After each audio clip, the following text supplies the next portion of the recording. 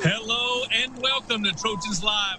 Let's get it started with the offensive coordinator, Graham Harrell, his second season in charge of the USC offense. Coach, thank you for joining us now. Looks like you're still live from your office. You had a scrimmage over the weekend. How'd it go? No one got to see it, so tell us about it. Oh, we did some really good things, and obviously there's always things to clean up, and that's that's the beauty of this game is you're always going to be able to find things you can do better. For the most part, we did like I said, we did some really good things, and with the talent we have coming back, that always helps, and we have a lot of experience coming back, and so getting in the Coliseum for the first time, and being in that atmosphere, being in a little more live setting. The moment's not too big. It wasn't shocking for any of those guys because like I said, we have so many guys that played a lot of snaps, and they expect to go out there and be successful, and that's what they did. And so we did some good things. Again, there's plenty to clean up. We didn't start real fast, and we addressed that. But other than that, we did some good things. All right, Coach, we're going to get a lot of football talk tonight, but tell me about that big primetime performance on big noon kickoff on Fox there, man. You were looking sharp out there, had your belt going. What was it like being on the big time stage there with our boy Matty Leinart out there? You were looking great out there, Coach. How was the experience? It was a lot of fun. And, it helps when you have a hair and makeup person, you know what I mean? that helps you look a little better. But no, it was a lot of fun, and a really good experience, and to get to really meet some of those guys and be on set with them, talk a little ball. Like I said, we had a good time, and hopefully the segment was a little bit informative too. Well, you go into this season pretty set at the quarterback position with Keaton Slovis. How has he looked so far in camp, and where do you want to see him improve the most in year two? He looked really good as you would expect. He's a talented player that has a lot of experience, and I think for him what we've discussed him improving is just being, truly kind of taking over and being the leader of the team and being the face of the team and the guy that can get the troops going and stuff like that. And so he's done a good job of that. And I think the offseason, that was kind of what his goal was throughout the offseason, what he wanted to do. And obviously COVID kind of threw a wrench in that where you don't get to spend as much time with your guys. But, again, coming off the season he had, the expectations are high. And I think that the biggest challenge for him is going to be not to try to do too much. I think that when you have a lot of experience, when you've been in the system for a while, kind of a natural inclination is to, hey, let's take it to the next level. And let's do, and do more than I'm asked to do. And really in this offense, that's the beauty of it, is just go do your job. And that's what I've had to try to stay on him this whole time in camp about is you don't have to do anything magical. You don't have to do anything spectacular. What you do, just you being you is enough. And making routine plays, that's all we need you to do. And so don't try to force things. Don't try to do too much. Don't try to take it to that's what I tell him all the time. There's no 2.0 of this system. It's 1.0 mastered, and just keep mastering 1.0 a little, more and more. And so, I think that again, that's going to be the challenge for him is to try not to force things, try not to do too much, just relax and be you, because that's enough. Coach, obviously, you're during camp, the defense can sometimes be the enemy, right? Just you two guys going against each other one-on-one. What's it been like with Coach Todd Orlando and his energy and you guys going back and forth so far in camp against his defense?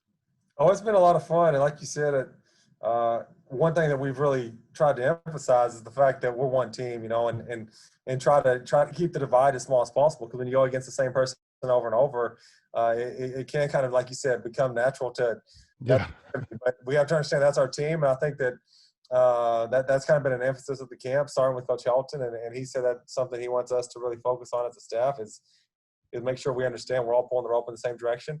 So that's been an emphasis. But still, when you're going against him, it's a lot of fun, and he has those guys energized, and that's what especially on defense. If you can be excited to play and run the football, you have a chance to be successful. And so he has them playing hard. They obviously emphasize being physical.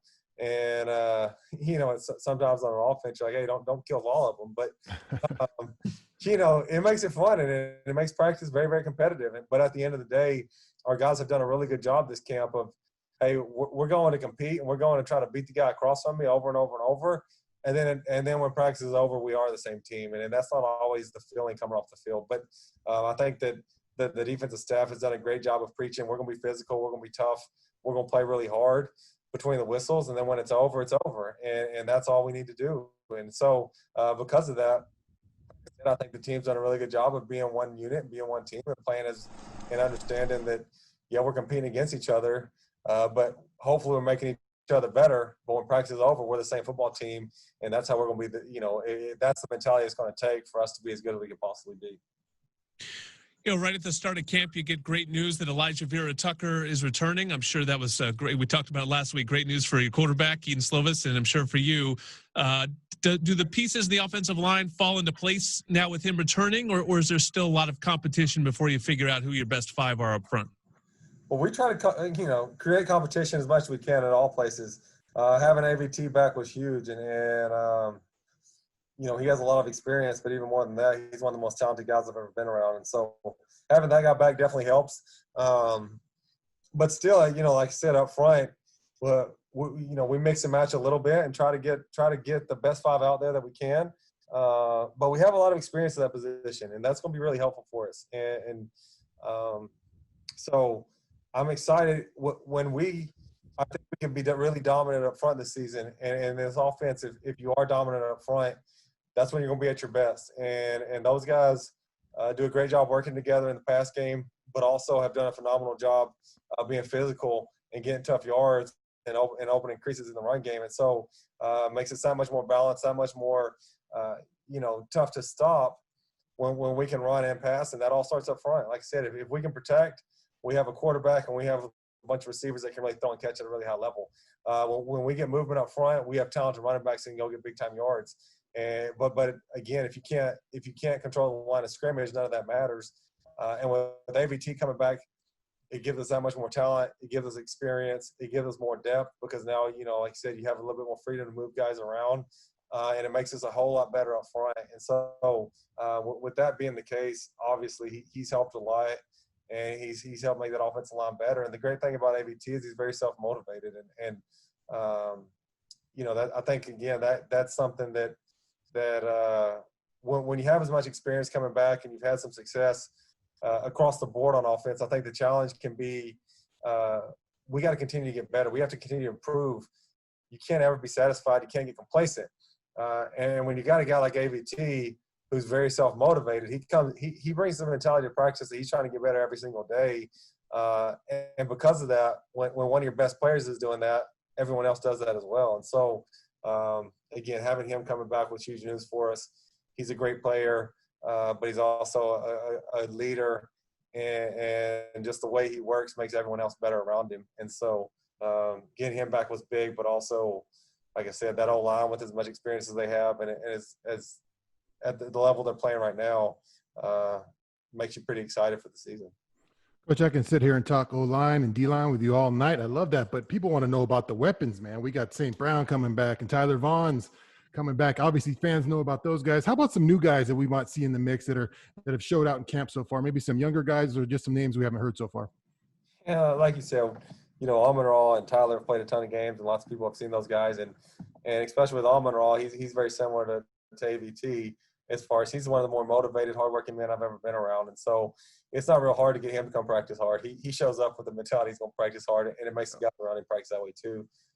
Obviously Drake really came on late last year. And those last 4 games, he might have been, I don't know this, but he was probably close to our leading receiver. And so getting him back, obviously really excited about that. But some of the young guys are going to be talented too. Keenan in the backfield is straight speed, and you saw some of that at the end of last season as well, especially with the injuries. He's a year bigger and stronger with the same speed he had last year. So that's exciting. And then, Brew's been fun to watch, and I think he's a guy that could really make an impact for us. His size, his explosiveness, he plays really hard. He's really tough, and he gets better every single day. And that's the beautiful thing about Brew. Last fall he wasn't able to be around as much. So each day of camp, spring ball would have been huge for him. We were excited about spring ball to see what he was going to do. And then with spring ball getting canceled, we get into fall camp. And every single day he just improves because he just gets more and more comfortable with what he's doing. And that's as important as anything. And that's the beauty of this offense is we're not trying to complicate it for you. We're trying to make it as simple as possible so you can go use your natural abilities. And he has a ton of natural abilities. the other two youngsters at receiver are a little bit banged up. Gary, when he hasn't been banged up, has been really fun to watch. Explosive, great hands. And then Josh Jackson is the other true freshman that we're excited about as well. And both of them have been a little banged up, but when they're out there, they're special talents. And so, but like I said, I'm probably the guy that is new, that's probably done the most this camp just because of his availability has been Brew, and he hasn't disappointed. He's been fun. That's the scouting report from the offensive coordinator, Graham Harrell. Looking forward to seeing that offense in year 2 coming up on November 7th. Kickoff early morning, 9 a.m. Coach will be ready. Get your coffee USC ready. in Arizona State.